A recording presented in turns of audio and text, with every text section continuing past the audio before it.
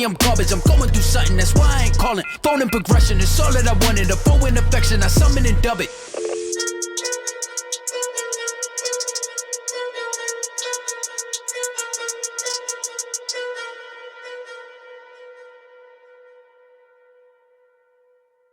Yo, what's up guys? Joshua Simmons here, Aesthetic Calisthenics, and oh crap, you can't see that.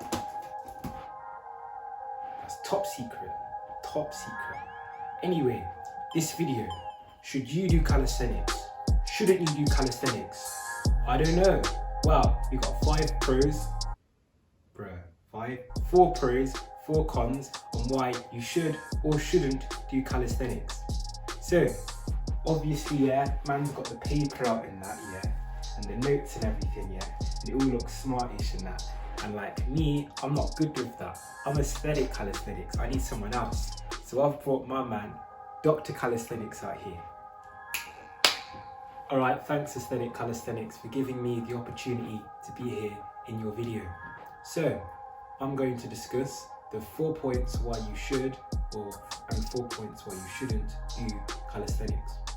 Before I do that, I want to go into the misconceptions and misbeliefs a lot of people have about calisthenics, and I want to debunk these theories.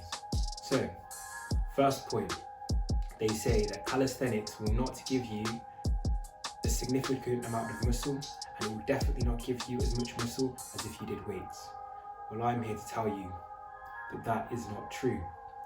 The reason why a lot of people think this is because they see people in calisthenics at the top of their level, and they see people in the weightlifting industry at the top of their level, and people who do weightlifting to get as big as possible.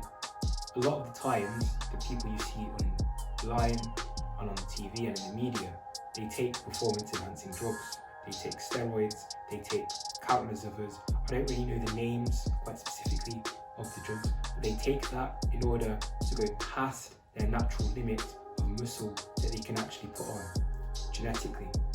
So all the bodybuilders that you see, like Arnold Schwarzenegger, Ronnie Coleman, all take steroids. It's not even a myth at this point, it's not even a rumor or a conspiracy, it's just plain fact. And then on the flip side, the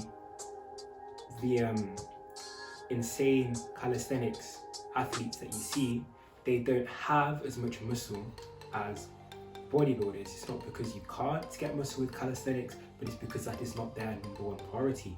For a lot of calisthenics athletes, like let's just say Daniel Isons, he doesn't even have aesthetics as a priority in the first place. He just wants to be able to do the most insane calisthenic skills and show the most feats of strength relative to his body weight as he possibly can. So for him, he does not train for hypertrophy. But if I was to give you some examples of natural weightlifters and natural calisthenics athletes, you would see that they are very similar. Just look at Daniel Vadlin from Fitness FAQs and Austin Dunham, who take a lot of time into their looks and aesthetics and do calisthenics. They are quite big and aesthetic, just like a lot of the fitness influencers who are natural on YouTube that we see. And one does calisthenics, one does weightlifting. Alright, that's one point. Next point is you cannot be able to do the calisthenics training and calisthenics skills if you do weightlifting. It is true to an extent if you do not train weightlifting in the correct way and the way you should in order to become stronger and more athletic. However, if you train weightlifting in the correct way, it does transfer into calisthenics. Obviously not as much as if you just did calisthenics, but there is transference. But it is quite true that if you train weightlifting in the wrong way, that you will not have a significant amount of strength in calisthenics. So there are the 2 theories that I've debunked that a lot of people have misbelief about. Let me get into the points in the actual video. So, calisthenics, should you do it? I'll give you 4 points why you should. First point, you can do it anywhere, anytime. So, if you are under 16 and you are not able to go to the gym because they don't allow you if you're not under 16, you can still train. You can train at home, you can train at the park, you can train anywhere. If you're away from home, you're away from your gym, and you can't go to the gym, there's nowhere that you can still train calisthenics, which is beautiful. No matter where I am around the country, around the world, I can still train calisthenics. If you have a busy schedule, you can't get ready, get on the bus or get into the car to drive to the gym, to train, to come back, because you've got a busy schedule, you've only got half an hour in your day to train, you can still train in the comfort of your own home or wherever you are by doing calisthenics. It's very convenient and you can do it almost anywhere. That is why I love it. However, I do personally go to the gym even when I am training calisthenics, because I find it's more motivating when you're in an atmosphere to have one purpose and there's a lot of people around you with that same drive and desire. So I would recommend getting a gym membership if you can. Second point, it does look really cool. I can't lie. It's rare, it's unique, hardly anyone does it. If you go to the gym and you start training calisthenics and you do become good at it, you will become that guy, you know what I mean? You'll be the one that everyone looks at, you get a lot of attention by like the bros in the gym or the girls, if you know what I mean, if you are a guy. And I quite like that, you know, I like attention, you know, I'm not gonna hide the fact. Yes, that's just me. It's easy to relate to. So if you're trying to, you know, you're trying to show off, you're trying to show your feats of strength, the person who does not go to the gym will not understand how heavy a squat is or how heavy the bench press is that you're doing, because it's all relative, you know what I mean? If they've never done it, they will never know. The average person has probably done a push-up or tried to do a pull-up in their life. So if they see you doing push-ups with one arm, doing one-arm pull-ups, doing muscle-ups on the bar, they will understand how hard that is because they've tried it themselves with an easier progression. So basically, to show off, it's very easy to with calisthenics. You can also show off anywhere. You don't need a gym. If I want to show someone my feats of strength, I go upside down, I do a handstand push-up. Whereas someone who does weightlifting can't get, you know, their dumbbells and barbells out of nowhere and just start curling. So that's another point. It is optimum for athletic ability, because in calisthenics it's all compound based. You're using a lot of muscles and all the muscles are working together to do the movement. So you get a lot more coordination and you get a lot more specific, more of a specific training style to the sport that you're going to do. Let's just say if it was boxing and you were to throw a punch, it's the same movement as if you were to do a one-arm push-up or handstand push-up. You're using the same muscles. Whereas if you was to do, let's just say, if you were training weightlifting in the incorrect way and you decided to train a fly to get a really good jab, it would be incorrect because the muscles that you're using in the fly are not correct to the jab. You know what I mean? You can obviously train weightlifting in an athletic way, but it's a lot easier with calisthenics.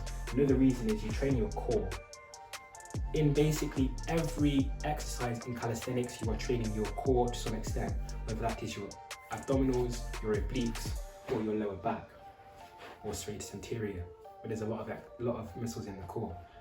So in every exercise, you're strengthening your core, you're making yourself more strong and sturdy, so all the force and all the power that you need in your sport will be able to transfer as quickly as possible.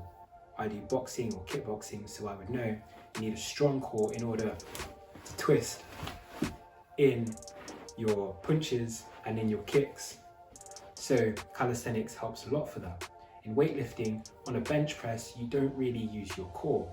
Whereas a push-up, it is very, if you do it properly, your core is engaged, probably just as much as your other muscles. So yeah, and the fourth reason why I love calisthenics and why you should do calisthenics if you're interested is because it's enjoyable to do. Unlike weightlifting, where the main goal is to become bigger or sometimes stronger, in calisthenics that is also a goal, but you want to be more flexible. You want to be able to do the calisthenics skills. You want to be able to have the body control. You want to be able to be more athletic for a sport. There's so many other goals that you have in calisthenics to keep you occupied, and to keep you motivated in the sport. So you become more consistent and you keep going to the gym. As well, you're consistently changing exercises. Unlike with weightlifting, when an exercise gets easier, you just add more plates to the barbell or you get a heavier dumbbell. With calisthenics, you have to change the exercise, which always keeps you thinking, always keeping you on your toes, thinking, how can I make this exercise harder? It also makes you more determined to get to that harder exercise. Like if I was doing a pull-up and the pull-ups start to get easy, I eventually do muscle-ups. You know what I mean? It's a goal for me to get that muscle up instead of if you're just doing the lat pull down and then you add 10 kgs to the lat pull down, it's not as exciting. That's personally what I think. And it's mentally challenging. Like I said, you always have to think of different exercises to do. You always have to focus on your body and your core because the exercises are quite complex and you have to think about it. And like with weightlifting, for the most part, it's quite simple, like a bicep curl, just down and up, dumbbell. Anyway, they're the reasons why you should do calisthenics, but there are also reasons why you possibly shouldn't, which I'll get to now. Why you should not. It is hard to progress/regress. So, if you know the simple push-up, for some people, they could do easily 20 to 30 push-ups and not break a sweat. Whereas so for them, it will be too easy, so they will need to do a harder exercise. Whereas some people may be too weak to do push-ups, or they are got a considerable amount of mass and body weight, so it's very hard to do the push-up. So people would say, well, once you can do a significant amount of push-ups, calisthenics is useless because I can't get any more muscle from the push-ups. Or they could say calisthenics is useless for me because I've got too much body fat and I can't do the push-up. Wow, it is hard to progress the exercise or regress the exercise to make it easier or harder, but it is definitely possible. From doing a push-up, if that gets too easy, you can do a clap push-up. Or you can do archer push-ups or medicine ball push-ups or diamond push-ups. There is an array of different ways you can make an exercise harder and keep the stimulus on your chest, shoulders and triceps to make them grow even more. But it can be quite complicated as you become more advanced to make the exercises harder. But that is personally why I love calisthenics, because it keeps me more occupied, it keeps me challenged, and it keeps me thinking constantly. For a lot of people, like me, they would love the fact that they have to keep thinking about the training that they're doing. For some other people, they're like, I can't really be asked for that, I just want to get big. So if that's you, then you can happily do weightlifting. But people like me, who love the challenge, brilliant, come do calisthenics and it'll be a hell of a ride. If you want to do calisthenics, but you really don't understand how to make exercises harder, or you don't really want to because you don't have much time to do that and you've got a lot of other priorities, which is absolutely fine, what you can do is get my online course or online coaching or my one-to-one trainings if you're in my area. I'll talk more about that in the end. So you'll be able to get the calisthenics athletic ability, the strength, the size and the aesthetics, all without having to think too much about progressing or regressing the exercises. Number 2, you will stand out like a sore thumb. For me, this is a good thing. I love the attention, but for a lot of people, they don't really care. They just want to fit in. They want to become more confident and just put on the muscle, or put on the strength. They don't want to be that person who everyone's looking at in the gym because he's doing some weird exercise.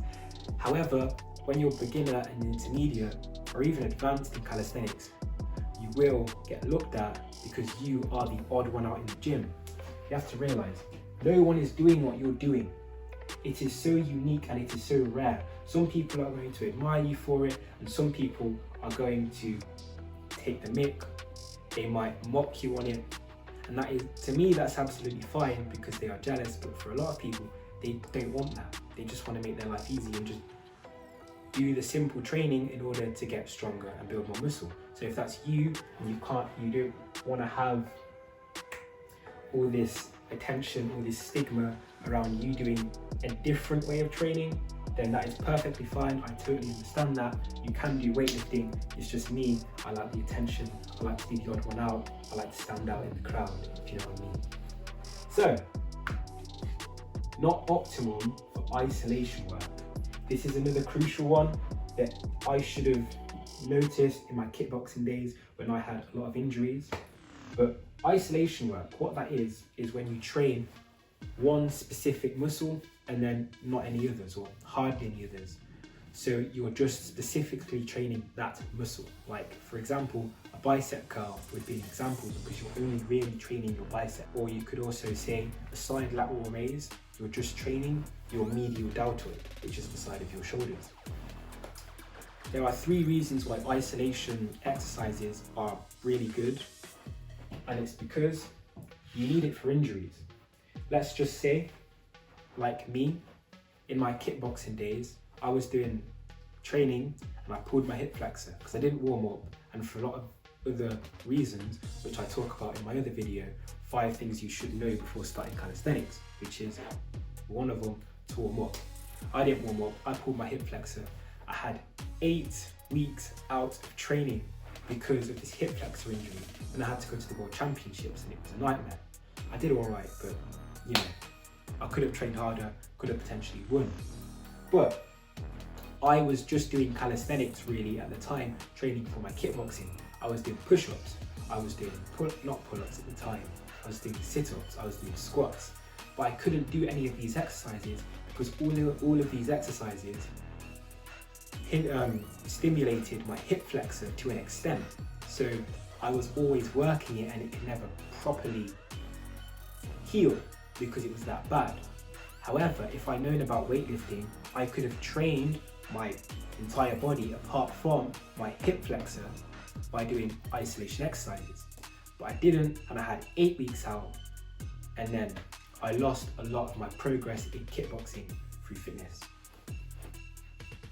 And as well, if you want your body to be more proportional, you want your body to look like a Greek god, and you want to have each muscle at a certain size, and you have this desired picture or desired look in your head, and you feel like certain muscles on your body is too big, certain muscles are too small, and you want to target a specific muscle group, this is where isolation exercises come into effect again. Because if your shoulders are too big and you just want to train your chest and you do a bench press or a push-up, you are going to still train your chest. You know what I mean? So if you wanted to train your front or side shoulders, you could do a front raise or a side lateral raise instead of doing a push-up, because that's going to put a lot of strain on your chest, which is not what you want. So if you're more into like bodybuilding and you want to really carve out a desired look for your body, calisthenics probably isn't the way to go for the most part, because eventually you're going to want to make your body look a certain way, and it's quite hard to do that in calisthenics because it's all compound based. And then last point for calisthenics, which is quite crucial to be fair, why you should do it, it's not optimal for leg strength training. However, you can become athletic and you also can build muscles in your legs. However, you're not going to be world's strongest man by doing jump squats and pistol squats, because you have to realize we carry our body weight with our legs from a child all the way up till now for like the entire period of our lives. We're always walking, we're always standing. So our legs are obviously going to become really strong in terms of our body weight and like our upper body. So it takes more intense work for our legs other than just our body weight to create the strength needed in certain sports and for the desired effect. For bodybuilding, you could say, or if you want to be a power lifter and so on and so forth. If you want to have really strong legs, calisthenics is probably not the way to go. However, if you want to build muscle, you still can build muscle with calisthenics leg exercises, because you don't need to have a leg exercise too intense to build muscle, unlike your upper body. You could literally do jump squats 40, 50, 60 reps till you die, and you'll still be able to build muscle in your legs. If you want to become more athletic, you need to do calisthenics leg exercises. Of course, you have to do weighted exercises like weighted squats, trap bar deadlifts, and so on and so forth. But calisthenics plyometric exercises are crucial if you want to jump higher, run faster, and become overall athletic with your lower body. So these are the points why you should or why you shouldn't do calisthenics. I lean onto this side of doing calisthenics. Some other people might not want to do calisthenics, which is absolutely fine for the reasons that I said. Pick what you found on this side and this side for your decision on doing calisthenics or not. But another thing I'd want to say, you don't have to choose one or the other. You know what I mean? It's not one of those relationships where it's like, it's either him or me. No, it's not one of those ones, you know what I mean? You can do a bit of both. If you want to mainly train bodybuilding and weightlifting, but you also want to do a muscle up, or you want to have a certain calisthenic skill, you can also train that skill to get it, but mainly focus on weightlifting. You might want to really do calisthenics, but you also just want to tone up your upper chest, or just want to get more emphasis on your side lateral deltoid to get that more wider look, which you can't really do in calisthenics. You might want to dabble into a bit of weightlifting just to get those muscles more proportionate for your body. Like I was saying here, you can dibble and dabble into both, so you don't have to be stuck on just one and be fixed in that mindset. That's not what I'm trying to get here. I'm trying to get the best way and style of training for you. And as well, if you really want to do calisthenics, it's something that you've always aspired to do and it's something you've dreamed of, but you find the exercises and the progressions and the regressions too hard. You don't know what exercises to do, you don't know how to do it with the correct form, and you're very stuck and you're lost in this haze of all these videos online about calisthenics. Well, if you want to take all that pressure off you, and you want someone who's experienced and talented in this profession, then I've got something for you. I do online courses, I do online coaching, I give programs out, I also do one-on-ones, personal training. So if you're ever interested in that, just go on my Instagram, it should be around here, showing you how to get to that, and then message me saying you're interested, and we will find the best solution for you. Okay, so that's for people who are into calisthenics and they just want to make it easier for themselves, because it's really hard, like I've said, to progress in calisthenics. So that's the end of the video. This was Dr. Calisthenics. Peace out.